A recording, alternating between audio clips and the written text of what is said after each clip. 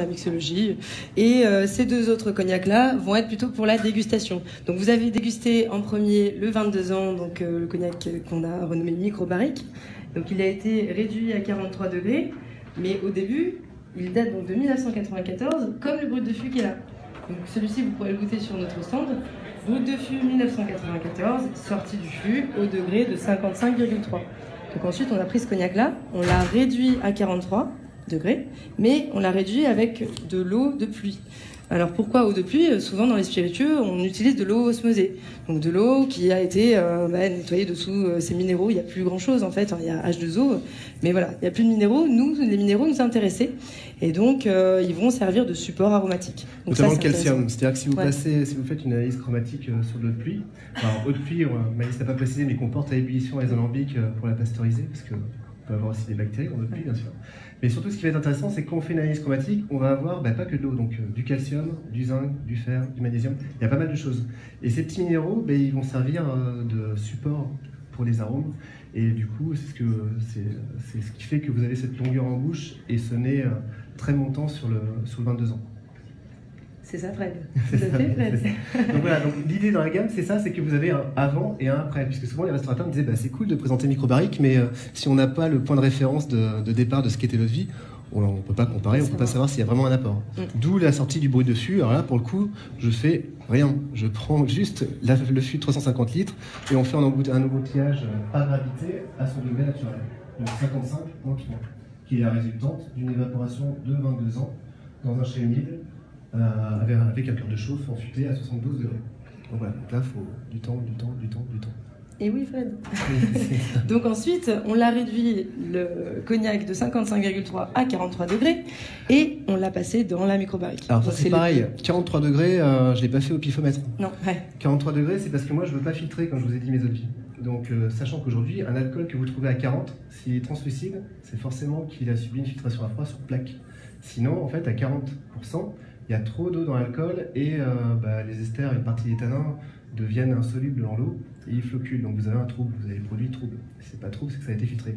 Le problème de la filtration, c'est qu'en plaçant le produit sur plaque pour le rendre translucide, on va pomper une partie de la couleur. C'est pour ça que souvent derrière, on rectifie avec du E150.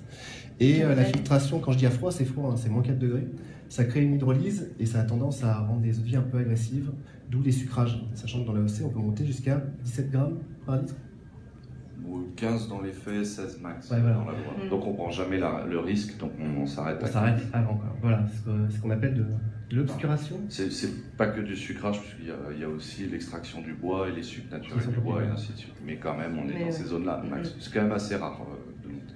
En général, on va être entre 6 et 12 sur les cognacs les plus commerciaux. J'en ai vu à 14. Il y a un truc intéressant, si vous voulez vérifier les taux de sucrage des cognacs, vous pouvez vous rendre sur le site de Alcohol, monopole finlandais. Eux, ils passent tous les cognacs en analyse chromatique et vous avez tous les taux de sucre résiduel. Pareil sur Système Bolaget, en Suède, ainsi de suite. Et tous les monopoles d'État font leur travail. Ce qui n'est pas le cas chez nous. Pas le cas en France, c'est peut-être dommage, on ne sait pas. Donc voilà, donc 43 degrés, le 43 degrés, il vient bien de là. Donc voilà, 43 degrés, pareil, je ne passe pas de 55 à 43 en une fois, on fait des paliers. Parce que c'est pareil, sinon l'alcool, il n'aime pas. Grosso modo, le cognac, plus vous le touchez, à chaque fois que vous le touchez, vous prenez un risque. Donc il faut y aller mollo.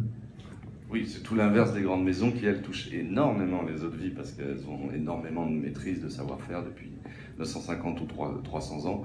Toi, c'est l'inverse, justement, tu vas essayer de la toucher le moins possible. Mais en même temps, tu t'embêtes un petit peu quand même pour arriver ouais. Celui-là, il y a 2-3 petites choses qui sont assez inédites. Et puis, les grandes maisons aussi n'ont pas les mêmes objectifs et ils cherchent à avoir vraiment le même cognac partout. Et donc, il faut optimiser la couleur, uniformiser les couleurs. La non-reproductibilité, elle est assumée. C'est-à-dire qu'en travaillant sur un millésime, parce qu'on l'a pas dit, mais c'est millésimé. Donc, quand je vous parle de 94, c'est 100% de 94. Il n'y a pas autre chose. Et du coup, pareil, quand on dit que c'est en fûté par fût, c'est numéroté à chaque fois donc, sur au maximum 1000, puisque un fût de 350 litres divisé par 35 centilitres, ça fait bien 1000 flacons. Du coup, on ne va pas au-delà, c'est-à-dire qu'une fois que ma barrique est finie, le lot est fini et le lot suivant il sera peut-être différent. Parce que moi, la barrique que j'aurai sélectionnée après, elle ne m'aura plus à moi, mais ça ne sera peut-être pas la même signature aromatique que ce que vous aurez pu goûter précédemment. Donc voilà, à chaque nouvelle bouteille, c'est l'aventure. C'est la nature. Bien. Donc sur la bouteille qui est passée, vous avez vu, vous avez beaucoup de texte. Et du coup, je vais essayer de tracer tout ce que je fais de la vigne jusqu'au verre, en vous mettant des détails qui sont plus ou moins intéressants suivant votre niveau de connaissance, forcément, puisque c'est un peu compliqué. Mais disons que la personne qui veut s'intéresser, qui veut aller creuser et comprendre certaines choses, oui, et donc voilà, il pourra aller creuser dans les différents éléments qui sont marqués sur la contre-étiquette. Donc, sous-tirage par gravité.